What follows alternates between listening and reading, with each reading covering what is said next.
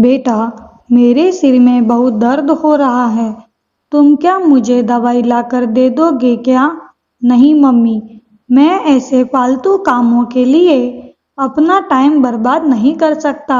वैसे भी आपको पूरा दिन खाना खाने और दवाई के अलावा और कुछ भी नहीं सूझता।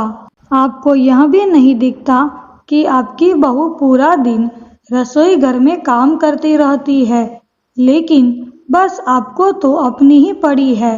राजीव, तुम मुझसे इस तरीके से बात नहीं कर सकते। मैं तुम्हारी माँ हूँ, तुम्हारे कान बहू ने ही भरे होंगे। नहीं माँ, मैं पूरा दिन देखता हूँ कि आप बैठे बैठे केवल मधु को काम दिखाया करती हो।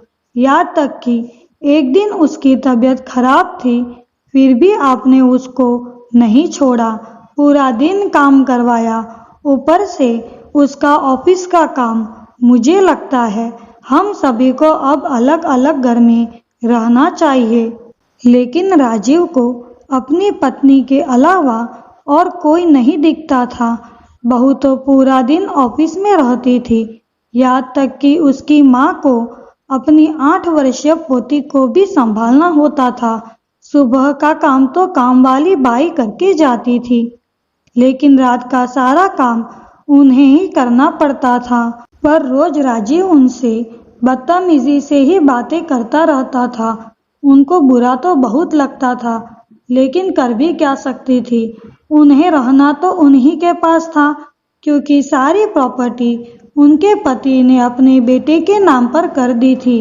वह चुपचाप सब कुछ सहे जा रही थी, लेकिन उन्हें एक दिन बहुत गुस्सा आ गया और अपना बैग पैक करने लगी तो बहू ने पूछा, कहाँ जा रही हो मम्मी जी? बहू को उनकी जाने की चिंता नहीं थी, पर घर में काम कौन करेगा उसकी चिंता थी। पर उन्होंने भी कह दिया कि मैं वृद्धा आश्रम जा रही हूँ। तुम लोगों ने मुझे बहुत सताया है। मेरा जितना अपमान करना था उतना तुम लोगों ने कर लिया। अब बस और नहीं।